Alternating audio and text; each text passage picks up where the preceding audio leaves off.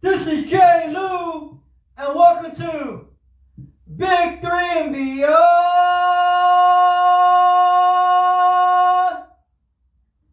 How's everybody doing today? It's Friday, y'all. The weekend's almost here, man. Man, it's going down, man. This weekend is going to be crazy. We got NFL Week 13 matchups, especially the big one with the Philadelphia Eagles and the San Francisco 49ers. We obviously had a game last night. It was a really good game with the Seahawks and the Cowboys at Jerry's World.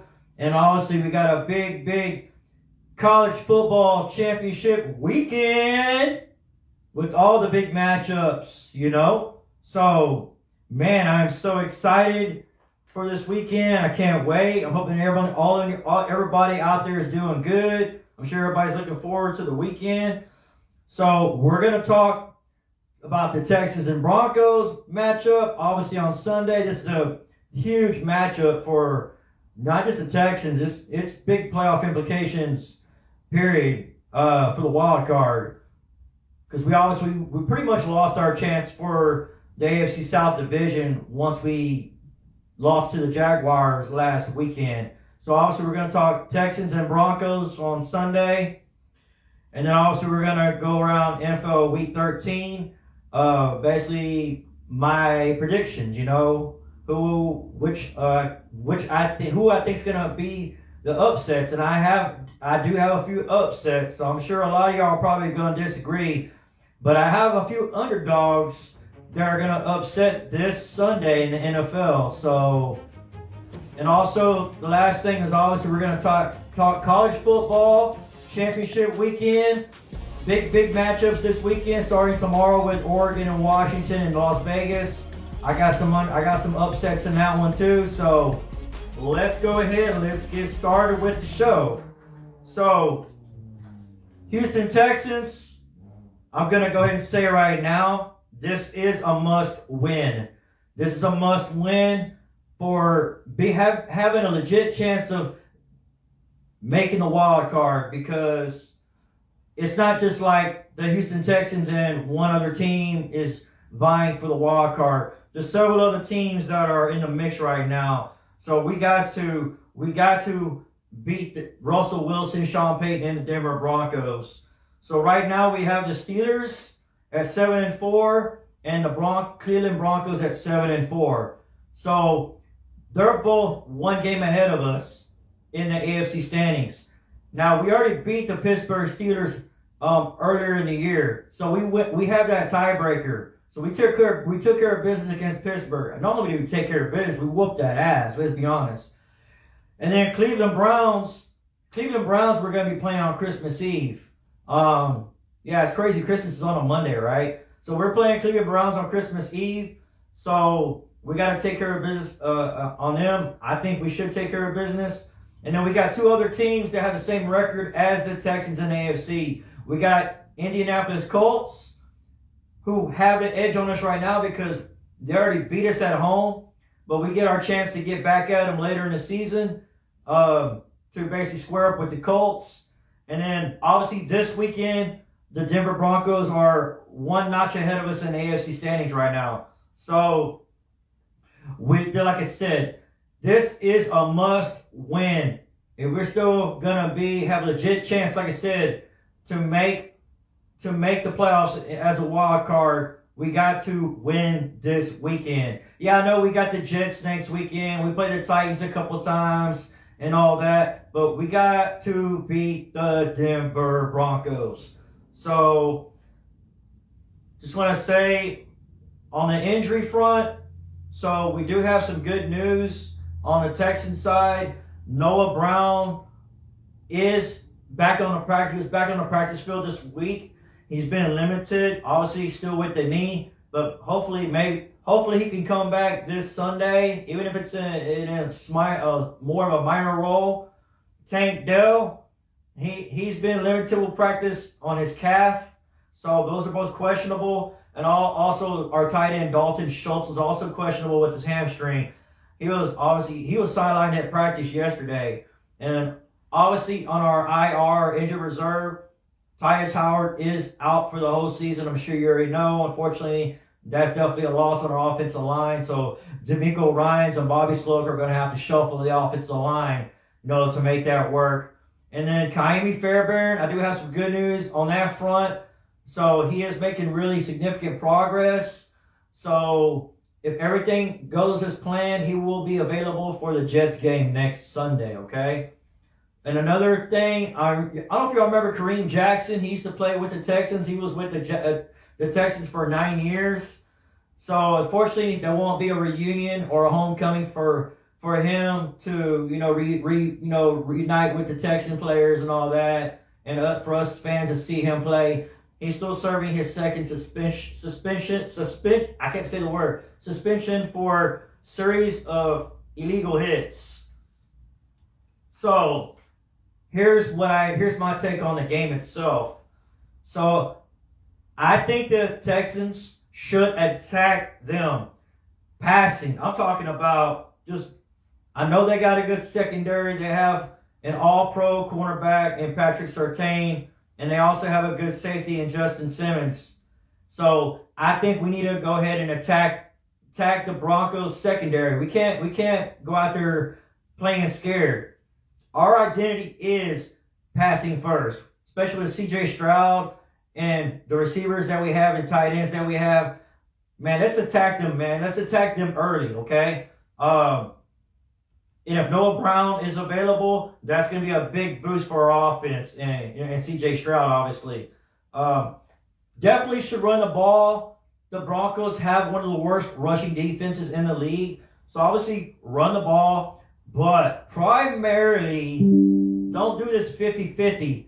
Primarily, give the ball to Singletary. He's been the main guy. Give the ball to Devin Singletary. I'm very serious about this. He's been the one that's been on. He's very shifty. He's got that little quick burst. Once he makes that one cut and makes that burst, definitely make him the primary running back. And I would say utilize Dameon Pierce when we get close to the goal line situation. If it's like 3rd and goal and getting 1 yard or whatever, give that ball to Dameon Pierce because he's a wrecking ball. He's ideal for the goal line. So that's what I say as far as our offensive game plan. Like I said, attack the Broncos defense, chunk the ball. I know they got a good secondary, they got a good cornerback, they got a good safety, but chunk the ball, man. Let's just go ahead and go all out. Go right away, man. You can't play scared, right? As far as defense, you definitely got to be aware of Cortland Sutton. He's definitely a playmaker, and he's definitely gonna cause some issues for that Texans defense. I think we should have not just whoever the primary cornerback playing him off of him, but I think most of the game we should have a safety playing majority of the game on wherever side of the field Cortland Sutton's on. I think we should have a safety attached to that too. So that's what I think we should do. And also Russell Wilson, he can still scramble and run the ball. Now, he's not prime Russell Wilson like what he used to be, but if he needs a few yards, 3 to 5, 6 yards, or even 10 yards probably, then we gotta keep an eye on him. I'm not saying we need to put a spy on him the whole game, but we definitely gotta be aware of Russell Wilson scrambling for 4 or 5, 6 yards for the first down. Okay. So anyways, that's how I feel about the Texans and Broncos. I'm feeling pretty good about the Texans. As far as week 13, obviously yesterday the Cowboys, I thought the Seahawks were gonna have them, man. The Seahawks were up by 8 points. I mean, they took the lead at halftime. And I mean, they had the Cowboys on their heels, and then they were up by 8 points even later on in that second half. But they pulled out that one, 41-35 over the Seahawks, with a touchdown pass to Jake Ferguson with about 4.5 minutes left. But Geno Smith had a really nice game with 3 touchdown passes, all to DK Metcalf, especially that big game breaker, that Deron Bland. Basically, he totally played that one all wrong. So anyways, I wish the Seahawks would have won because I don't like the Cowboys, but I got a lot of friends, obviously, because I'm in Texas, that are happy that the Cowboys won. Shout out to AJ the Barber. I know you're a Cowboys fan. I know there's quite a bit of all of you that are some of the Cowboys fans out there. But yes, y'all got a big matchup against the Eagles next Sunday, but I think it's going to be at Jerry's World. So let's go ahead and break down the matchups for Sunday and Monday Night Football. So we got Indianapolis at Tennessee. Indianapolis are 1-point favorites, so it's almost an even game. The over/under is 42.5. So I got Tennessee to upset Indy. I think Derrick Henry's going to have a nice game. I think that the Titans defense is going to have a good game against Minshew and the crew. So I got the Titans winning, and I got the under on that 42.5. LA Chargers at the Patriots. The Chargers are favored by 5.5 points. I do have the Chargers winning. The Patriots are obviously one of the worst teams in the league. I got them to cover, and I do have the over on that, which is I'm sorry, I didn't give you the over/under. The over/under is 40.5. I do have for them to go over on the 40.5. Detroit at New Orleans. The Lions are favored by 4.5 points. I got the Saints upsetting that one. They're in the Superdome. You know they get loud over there. I know the Lions are coming off that loss on Thanksgiving to the Packers. I just think the Saints are going to come with it. They're going to come to play. They just lost last week to Atlanta. I got the under on it, which is 46.5. Man, I got a kind of a high over-under on that one. But I do have the under on that one. But I got the Saints winning that one. Atlanta at New York Jets. The Atlanta Falcons are favored by 2 points. I got the Jets winning that one. They're at home. The over-under is 33.5. And I got the over on that one. I got the over on a 33.5. Arizona Cardinals at the Pittsburgh Steelers. Pittsburgh is favored by 5.5 points. I got Arizona winning that one. I just think Kyler Murray, man, he's been playing good, even though he hasn't been winning games. He's been coming back from the injury. He's been looking really good. He's got that tight end is really good. They got a good running back. I'm not a believer in their Steelers quarterback. I'm not a believer in Pickett. I'm not. So, anyways, the over/under is 41.5. I do have the over on that one, but I got the Cards upsetting the Steelers. Carolina at Tampa Bay. Tampa Bay is favored by 5 points. The over/under is 36.5. I got Tampa Bay winning that one, of course, and covering. I got it on the under on the 36.5. Miami at Washington. This is obviously one of the big spreads for the NFL weekend. Miami's favored by 9.5 points, so almost double digits. The over/under is 49.5. So yes, I obviously got the Dolphins winning that one and covering, and it'll be over. It'll be on the over side on that one. Denver at Houston. If y'all didn't know, this is the one they flex back. This is gonna be the prime game at noon. So the NFL's trying to get more exposure, more eyeballs on CJ Stroud and the Houston Texans. So definitely next year, we're definitely have some prime time games. I'm definitely looking forward to it. But this season ain't done yet, so let me tell you what we got here. The Texans are favored by 3 points at home. The over/under is 47.5. I got the Texans winning a close one on the over. Cleveland at LA Rams. I got the LA Rams winning. They're favored by 3.5 points. The over/under is 40.5. I got the Rams winning. They've been looking good. They definitely got the running game going last week. And Stafford's definitely rolling right now. And Cleveland's just got so many injuries, the quarterback situation, Myles Garrett. Yeah, I mean, they got their defense ain't the same without Myles Garrett, but I got the Rams winning on the under. The big game, the big game of the weekend, the 49ers at the Eagles. The 49ers are favored by 3 points. The over-under is 47.5. I got the 49ers winning this one. Eagles, your luck is running out this weekend. Sorry. No fly, Eagles fly. No. It's the 49ers because they're the best team in the NFL. They are the best. If you don't count them 3 losses, man, they've just been rolling over everybody, man. So yeah, I got the 49ers winning on the over. Sunday Night Football. Got the Kansas City Chiefs at Green Bay. The Chiefs are favored by 6 points, so almost a touchdown. The over-under is 42.5. I got the Chiefs winning that one. I do think Green Bay Packers are going to kind of keep it close.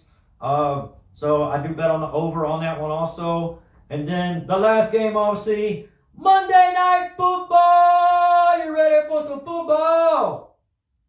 So the Cincinnati at Jacksonville. It's been a long time since the Jaguars have had a primetime game. The Jaguars are favored by 8.5 points.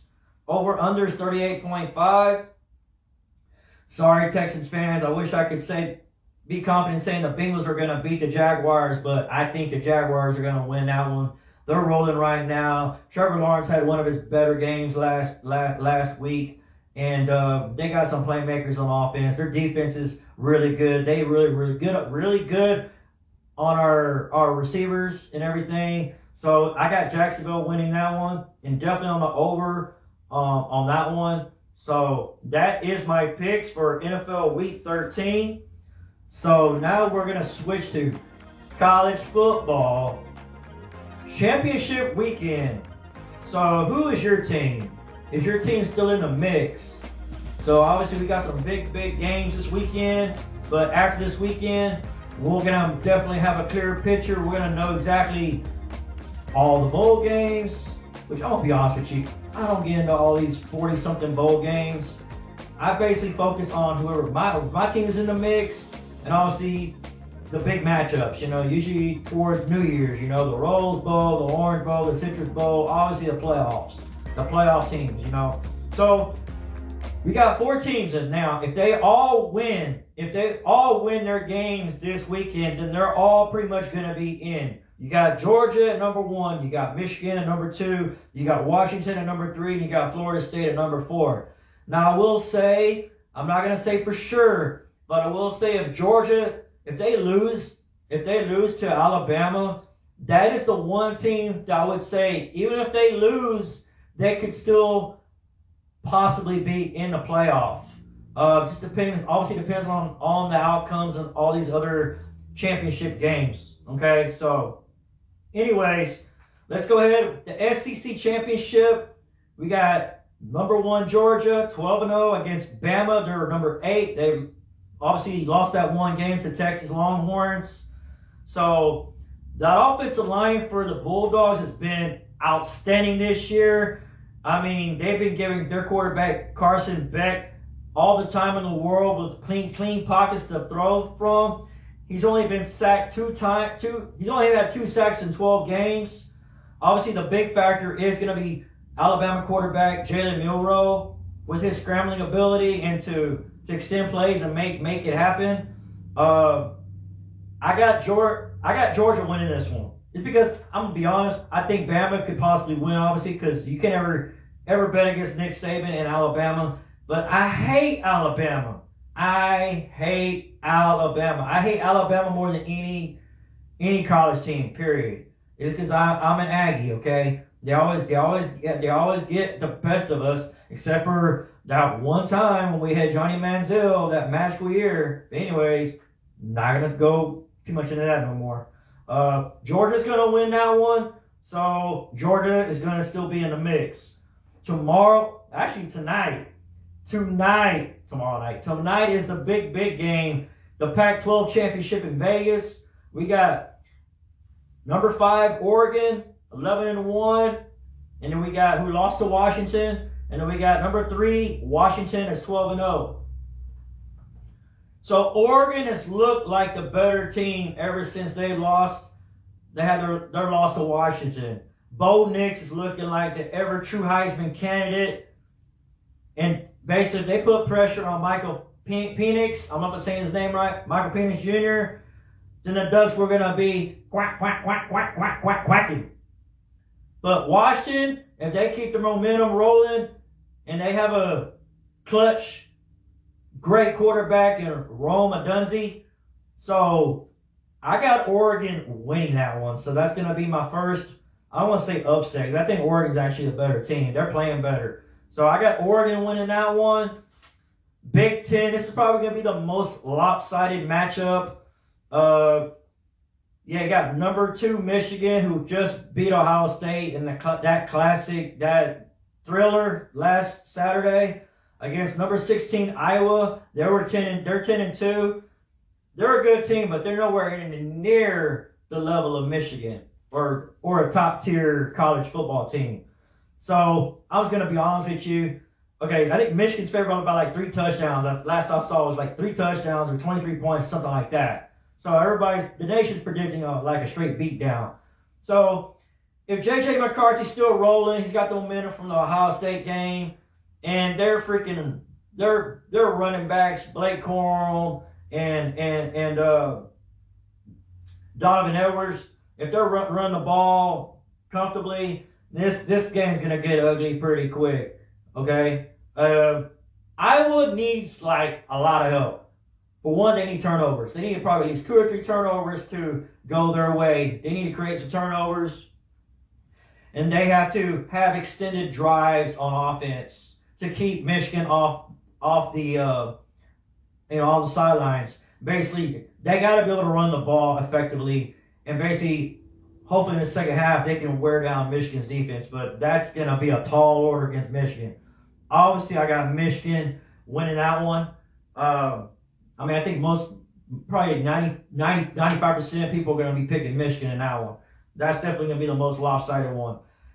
The ACC championship, we got number 14, Louisville, that's 10-2, against number 4, Florida State, 12-0.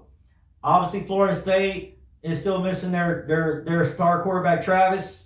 So basically, they're going to rely on running the ball. Trey Benson's going to rely on Trey Benson running the ball against the Gators, like he did against the Gators, and then obviously put constant pressure on Louisville quarterback Jack Plummer. Louisville basically needs to put pressure on the Florida State quarterback, say Rodemaker, and obviously limit Seminoles running game. I think it's going to be a close game. I got Louisville winning this one. I definitely do. Louisville lost last week. I got Louisville winning this one. The Big 12, the final big conference championship game, we got number 18 Oklahoma State as 9-3 against number 7 Texas Longhorns 11-1. So if Texas Longhorns can limit the Oklahoma State running back Ollie Gordon, and if they create more turnovers like they've been doing a year, the Texas Longhorns are in good shape. Plus, you still got Quinn Ewers as one of the best quarterbacks in the nation. Oklahoma State basically needs to get the running game going early and avoid losing the ball, avoid turnovers, because Texas Longhorns are very opportunistic with that. Got Texas winning that one too. So let me give you my top 4 after this weekend. I got Georgia, number 1, because they're going to beat Alabama. I got number 2, Michigan, because they're going to beat Iowa. Now, this is where it's going to be crazy. I got number 3, I got the Oregon Ducks. They're quacking because the Huskies are going to lose and the Florida State's going to lose. So I got number 3, Oregon, and I got number 4, the Texas Longhorns. Yeah, Texas Longhorns, baby. So you would have in the semifinal, you would have Georgia and Texas, and then you'd have Michigan and Oregon. I'll say Texas beats Georgia, and I'll say Michigan beats Oregon. I got Michigan and Texas in a national championship, baby, here in H-Town, here at NRG, here in Houston, Texas, baby. What do you think about that? That's going to be amazing if that happens. So anyways, I want to give all of y'all a shout out for viewing my Victory and Beyond show. I'm already getting close to 5,000 views. Besides the views, I'm getting more subscribers every day. I'm so blessed, so thankful, so grateful. So keep tuning in. Like I said, I'm gonna have some upgrades starting next week. I got some better lighting coming for the show because I've had this little lamp here doing my lighting. So I got some lighting coming. I ordered some lighting on Amazon, and I also ordered something for my camera to make it more of a better angle on the show. But anyways, again, love all y'all. Thank y'all for tuning in. I do have a few birthday shout outs real quick before we end the show. So 2 birthdays today. One birthday, Steph Marie. Got to give a shout out to Steph Marie. She's like a big Cougs fan, man. I always see her going to Cougs games, going to the basketball games. I always see her rocking UH, man. Whose house? Cougs house? Whose house? Cougs house? Yeah, Steph Marie, happy birthday to you. I don't know how old you are, but happy birthday. Have a great birthday weekend. Frank, my boy Frank I used to work with for doing H-E-B stores. Man, shout out to you, player. We started doing that. What's up, player, popcorn player? Man, happy birthday to you, Frank, man. We gotta catch up soon, man. I miss you and Lily and all them, man. We gotta definitely catch up, man. And then my last birthday shout out is for this special girl, man. Her birthday's not till Sunday. Lauren, what's going on, Lauren? Yeah, we're gonna party it up tomorrow night in Midtown. I'm in this big singles event, so I'm in a singles group. Man, we're gonna be Midtown. We're gonna start a little Woodrow's. We're gonna be bar hopping all night. Woo! We're gonna party it up, man. We're doing it big for you, Lauren. I hope we're gonna do it big for the Texans doing their thing and everybody else doing their thing that all my teams are supporting. Go Texans, go Chiefs, go Saints. You know, those are my teams I'll be rocking. Yes, that's what I do. So anyways, man, I'm out. I appreciate all the love, and thanks for tuning in for another episode of Victory and Beyond. And man, y'all have a good weekend. Y'all be safe, and man, let's do this, man. Happy holidays. Peace.